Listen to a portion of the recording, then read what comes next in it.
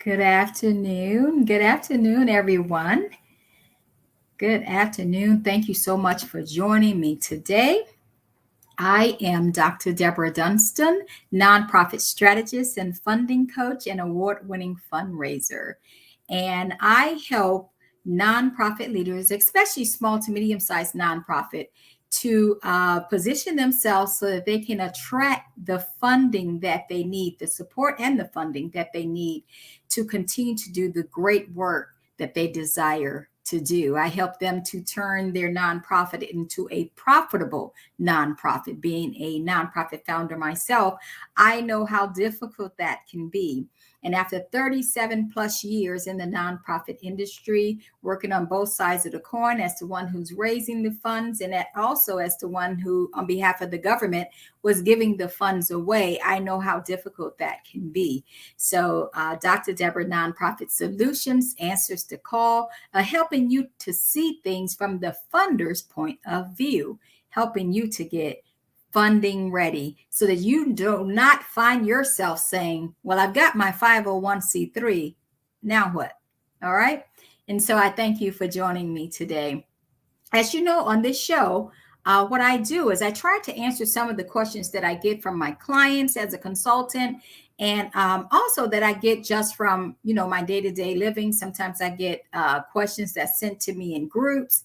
I get questions sent to me in my inbox. Is that what they call it? Slide into my DMs in my inbox. So I get questions there too. But I try to answer those questions. Many people ask me, are you a grant writer? Of course, I can write grants. I'm an award-winning grant writer, but I actually am a funding coach. I help you to get funding ready, as so that we all can do the work that we're called to do. Besides, we're better together. I can't do it all. You can't do it all. If everybody's doing their part, then we can see this world change. So, this week's question was really interesting, but it was one that I really liked because not a lot of people ask it because they don't even know to ask that question. Um, and so the question is, what is cause marketing campaign? What is a cause marketing campaign?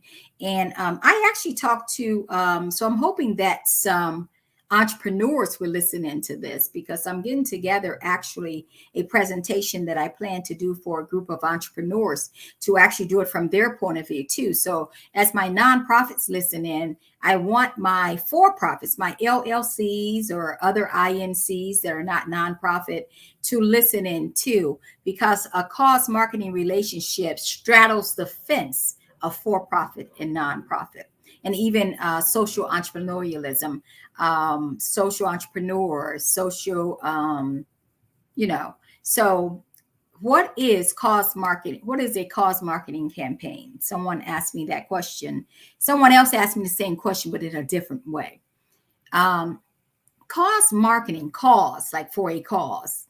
Cause marketing involves a collaboration between a for-profit business, like I said, and a nonprofit organization. And this all is for a common benefit, to bring them together for a common benefit. You guys know, if you know me, you know I believe in collaboration. I definitely believe in collaboration. And from a funder's point of view, it really, really works. And we look for people who are willing to collaborate. Hello. Thank you guys for joining me. Thank you guys for joining me. Love this class. Love this. Oh, you're so sweet, Jacqueline. I love you. Jacqueline, your cards, you and I are going to have to talk because as I launch forward with Healing and Empowerment Ministry, Inc., which is my nonprofit, there's one of my programs that I've been using your cards for. Jacqueline make handmade greeting cards for different occasions, birthdays, and get well. And I've been using these. Hi, Marco. Thank you for joining. Marco, listen to this, because even those of you out there who have a for-profit business, this is something that you can use. So cause marketing benefits both the nonprofit and the for-profit for a common benefit. It can also be referred to, as I said, as social or charitable campaigns, but by the for-profit brand.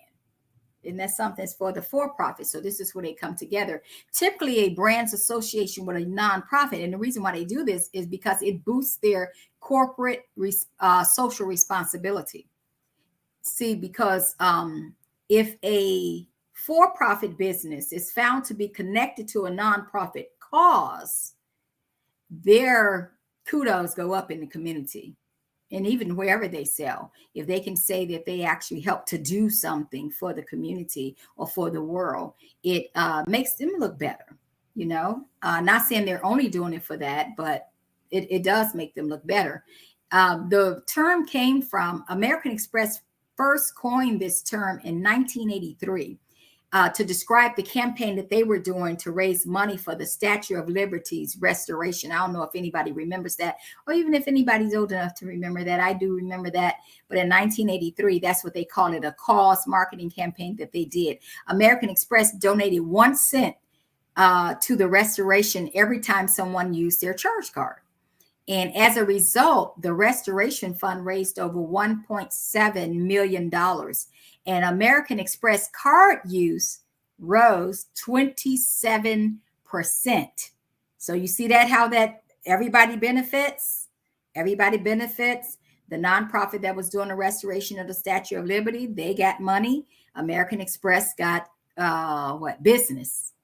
27% raise in the American Express card use through this campaign.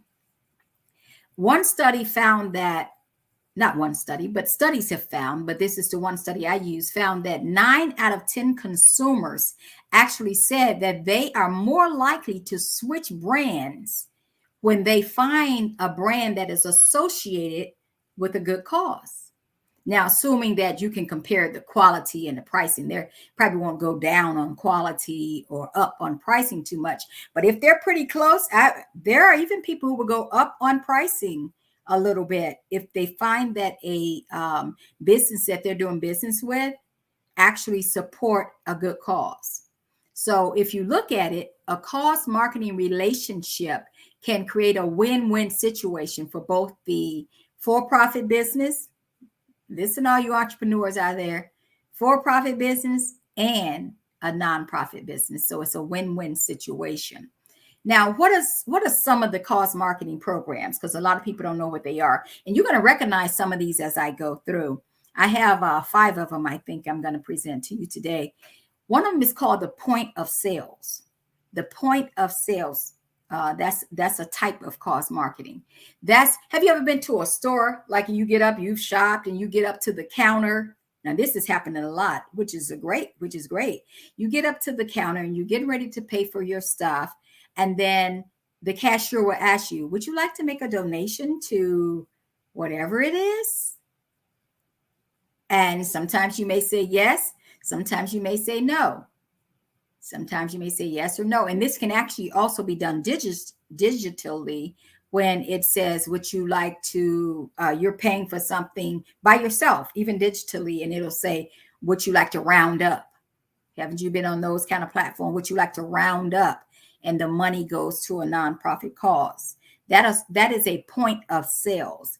March of Dimes and Kmart back in the day, they did a great one, point of sales campaign that raised a lot of dollars for a lot of the babies who, as you know, birth defects. March of Dimes do birth defect, raise a lot of money. Now, even though these are big and large companies, smaller nonprofits and smaller entrepreneurs can do this together. And that's what I like to teach, how they can do it, because we're saying Kmart and March of Dimes, but my clients tend to be smaller nonprofits, new nonprofits, medium-sized nonprofits. You can do this too. You just have to think more locally. Number 2 is the purchase or action that triggers a donation. A purchase or action that triggers a donation. That's when a consumer buys a product and a donation is made to a cause. One of the projects that I remember was the World AIDS Day. Starbucks donated 5 cents for every beverage that was paid. So nothing came out of the nonprofit, but every time somebody walked in and purchased a beverage, at the end of the night, they tally how many beverages were purchased, and 5 cents, they multiplied that by 5, and monthly a check went to World AIDS Day. So you had to purchase not use a certain card. You can use whatever card you want to, but you had to purchase something. Like the difference between that, the point of sales didn't care what you buy. You at the grocery store, you bought a lot of stuff.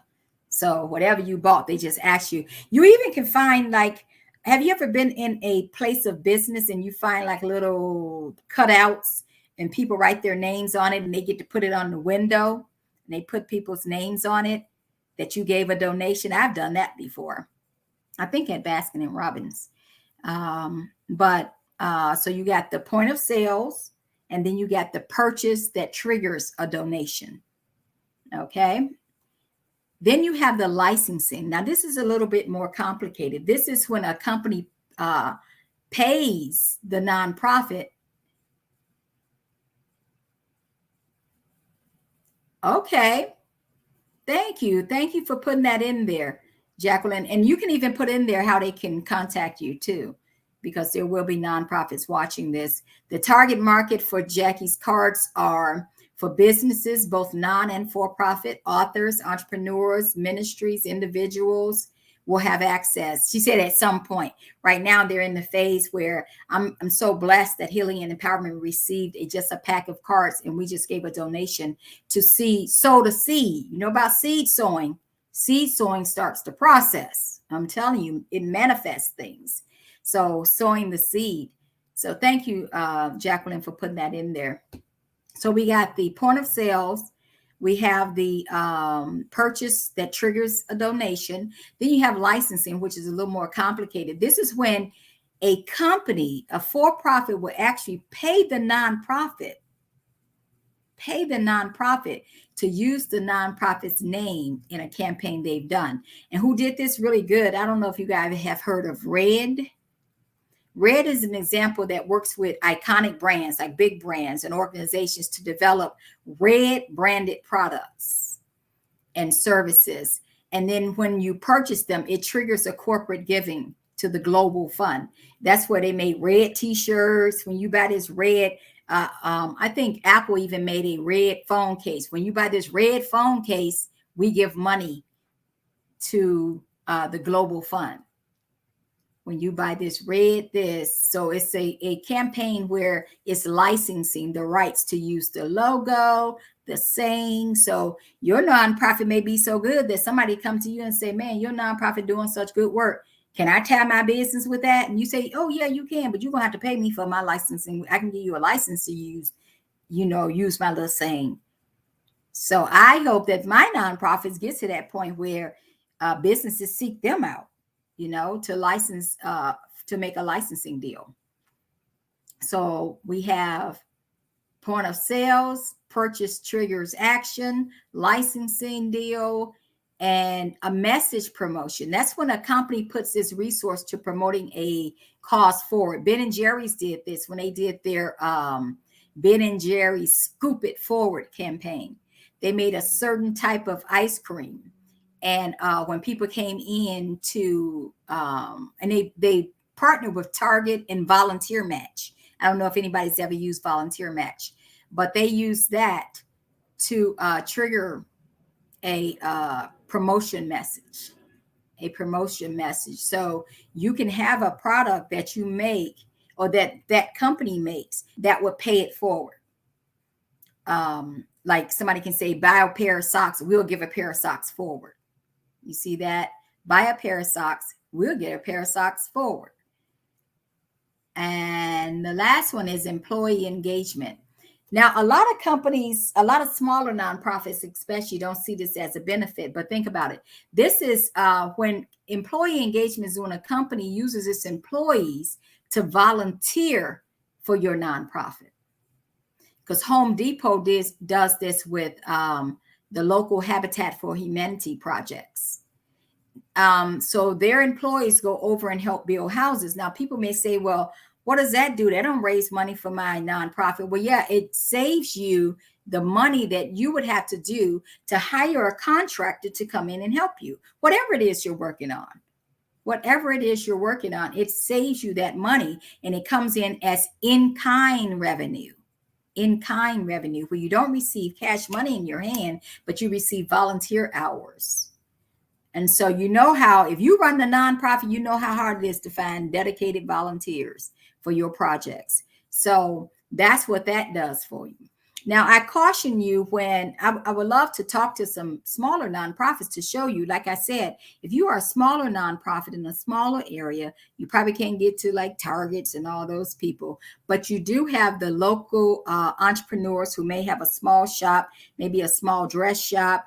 One of them I'm thinking about, if you have a small little shoe store, not one of the major brands, but a small shoe store who's trying to get their name out there. If you have a walk or run coming up, you need to visit them and see if they would carry your message. And if they would say, well, every pair of whatever kind of shoes you buy, a donation would go to this nonprofit. You have to think creatively when you're thinking about cause marketing relationships.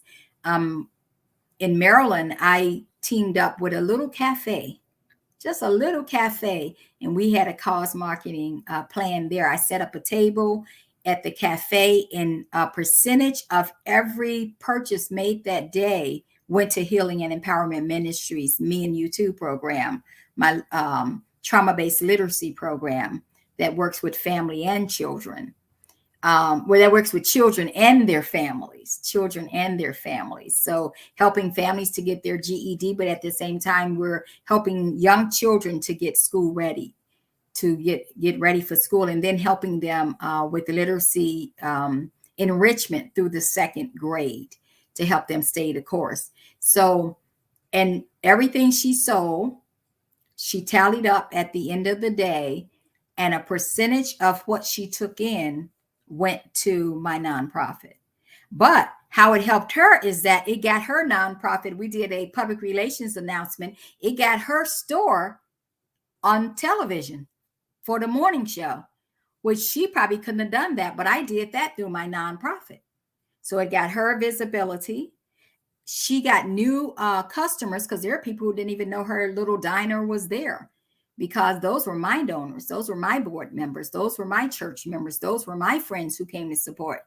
So you can do things like that will bring in money for your organization, and also get your organization out there and that's how a for-profit can partner with a nonprofit in a cause marketing relationship and end up in a win-win situation. I do caution you, however, as a nonprofit or even a for-profit, to vet your partnered organization first, because you want to make sure that you know the character and the integrity of the organization or company that you are choosing to partner with. You don't want somebody who's going to take you down a bad road. You don't want to partner yourself with somebody who don't want to give back. You don't want to, you don't want somebody to have a campaign for you and they keep all the money. And then now people are looking crazy. Like, I went over there and bought that so-and-so because I thought your organization was going to get some money. That's the only reason I went to that store. I don't even like them or whatever, so you want to partner with somebody who's going to take it all the way through and going to do the right thing. So make sure, and I would even say get an MOU agreement. MOU is a memorandum of understanding. Let's understand this from the beginning. Let's both sign off on it. Thank you so much. Thank you, Jacqueline. Jacqueline said, anyone who want card samples, contact her on Facebook. You can connect with her in her message box or send a request to her email. And she has it right there, 13 Jacqueline E. Okay, there is another E in there, rosier@gmail.com. No problem, Jackie. And if you would like to speak to me, so you can contact Jackie, but if you would like to speak to me about your funding plan, about your diverse revenue stream, remember, you should have a diverse revenue stream. If you've been listening to me long enough, grants should only be 12 to 15% of your revenue plan. You should have other ways that you raise money.